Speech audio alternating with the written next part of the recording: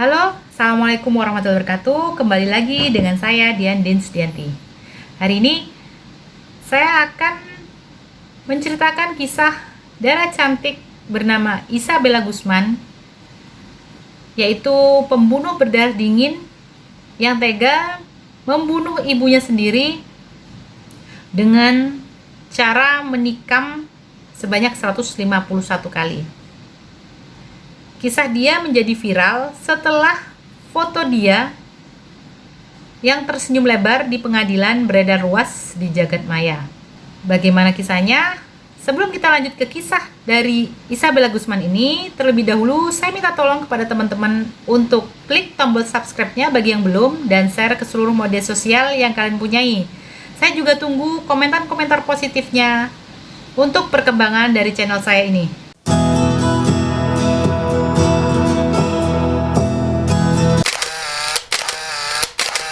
Isabella Guzman, namanya mendadak viral setelah videonya yang sedang tersenyum ke arah kamera itu beredar luas di jagat maya.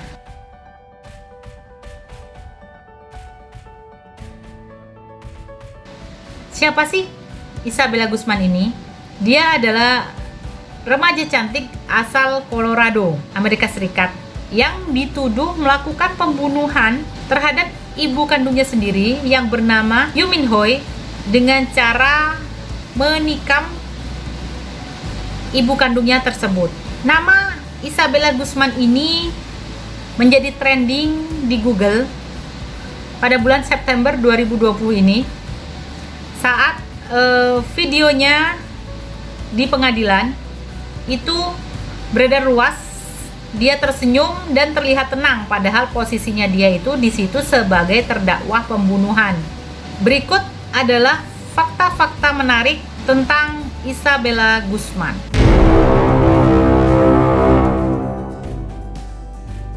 Isabella Guzman dituduh membunuh ibunya sendiri pada tanggal 28 Agustus 2013 lalu. Menurut laporan, Isabella Guzman ini membunuh Yoo Min-hoy, yaitu ibunya, dengan cara menikam sebanyak 79 kali di daerah wajah dan lehernya. Namun menurut kesaksian di pengadilan, dia menikam sebanyak 151 kali. Belum puas, Isabella juga memukul kepala ibunya dengan pemukul baseball. Sebelum ibunya tewas, para tetangga pernah memanggil polisi karena melihat ada seorang laki-laki yang melompat dari pagar rumah Isabella. Dan ternyata pria tersebut adalah pacar dari si Isabella ini. Akhirnya Isabella bertengkar hebat dengan ibunya dan meludahi wajah ibunya. Dia juga mengirimkan email yang berisikan ancaman dengan bunyi "kamu akan membayarnya".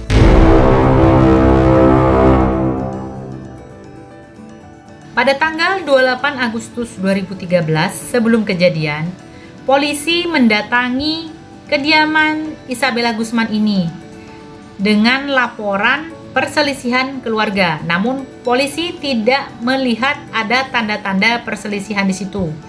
Dan polisi mengatakan kepada Isabella untuk menghormati kedua orang tuanya.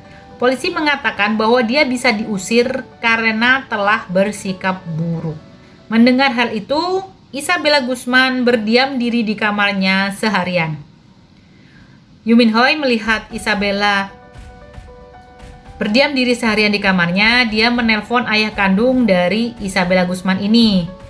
Kemudian ayah Isabella Guzman ini datang ke Isabella Guzman untuk menasehatinya. Di situ Isabella Guzman diam dan dianggap bahwa dia mengerti dan tidak akan melakukan hal-hal yang nekat gitu kan pikirnya. Namun ternyata nasihat dari ayahnya tidak diindahkan oleh Isabella Guzman. Tepat pada pukul 21.30 di mana Yoo Min-hoy baru pulang dari kerja, dia langsung ke kamar mandi.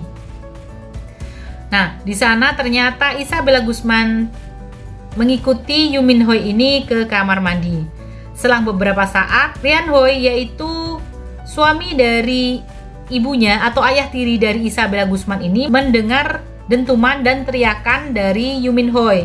saat Rian Hoi ini naik ke atas dan akan masuk ke kamar mandi, ternyata pintu kamar mandi ini dihalangi oleh si Isabella Guzman, dihalangi dengan badannya ya, punggungnya. Tapi di situ terdengar bahwa Yoo Min Ho ini berteriak-teriak meminta tolong memanggil nama Rian Hoi ini. Saat dipaksa, tapi karena terhalang oleh badannya Isabella Guzman ini, beberapa saat kemudian dia malah melihat ada darah yang mengalir dari sela-sela pintunya. Di situ Rian Hoi panik dan menelpon 911 dan menceritakan kejadiannya. Saat dia naik, dia kan turun nih untuk nelpon 911. Waktu dia naik, dia menceritakan kejadiannya dan dia melihat bahwa si Isabella Guzman ini sedang membawa pisau. Selang 2 jam, polisi mendapati Yoo Min Ho dengan kondisi berlumuran darah usai dipukul dengan tongkat baseball tadi, dan terdapat luka robekan di wajah dan di lehernya. Dan pada pukul 22.38 Yoo Min Ho dinyatakan tewas.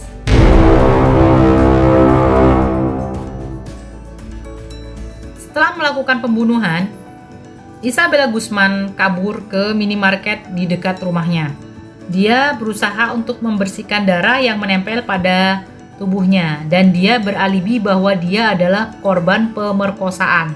Guzman juga meminta izin untuk mencuci rambutnya di toilet minimarket tersebut dan meminta petugas untuk tidak melaporkan kejadian ini kepada polisi.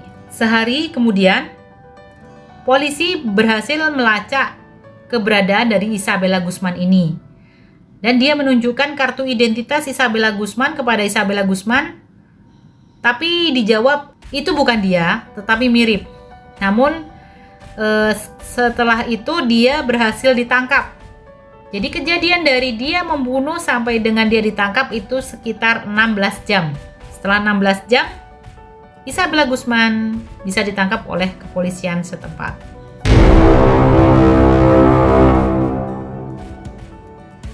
Yang membuat kisah ini menjadi viral adalah Isabella Guzman dinyatakan tidak bersalah dan tidak dilakukan penahanan. Kenapa begitu?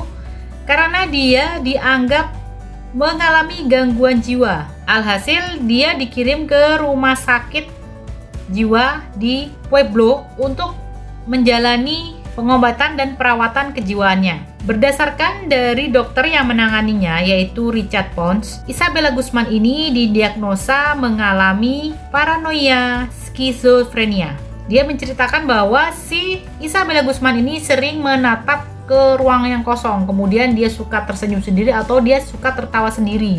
Dia juga mengalami delusi dan dia menganggap bahwa Yoo Min Ho atau ibu kandungnya sendiri itu dia menganggap bahwa itu bukan ibu kandungnya, tetapi dia menyebutnya Cecela atau wanita yang dianggap ibu kandungnya. Jadi bukan ibu kandungnya menurut si Isabella Guzman ini. Dan dia juga meyakini bahwa membunuh Yoo Min Ho ini bisa menyelamatkan dunia. Jadi memang dari keterangan-keterangan ini bisa disimpulkan bahwa dia mengalami gangguan kejiwaan. Atas kejadian ini, Isabella Guzman memiliki kemungkinan untuk berada di rumah sakit jiwa ini selama sisa hidupnya. Jaksa Wilayah Distrik Yudisial ke-8, yaitu George Brochler, menyebut Isabella Guzman akan berada di sana sampai dia tidak lagi menjadi ancaman untuk publik dan dirinya sendiri. Dalam persidangan, hakim itu meninjau dan memutuskan Isabella tidak bersalah dengan alasan kegilaan dan dia dikirim ke Institut Kesehatan Mental Colorado di Pueblo, Amerika Serikat. Jadi memang kan kalau orang gila memang tidak bisa atau tidak mungkin ditangkap atau dijerat hukum ya. Jadi semua yang dia lakukan dianggapnya bahwa memang dia tidak memiliki akal sehat, makanya dia dilepaskan dari tuduhan itu. Mungkin demikian dulu kisah dari Isabella Guzman ini. Jika ada kurang atau koreksinya, mohon ditulis di komentarnya ya. Jika kalian menyukai video ini, silahkan klik tombol like-nya, tombol jempolnya, agar saya semangat untuk membuat video-video selanjutnya di konten saya ini. Demikian dulu dari saya. Tetap semangat, tetap jaga kesehatan, dan Assalamualaikum warahmatullahi wabarakatuh.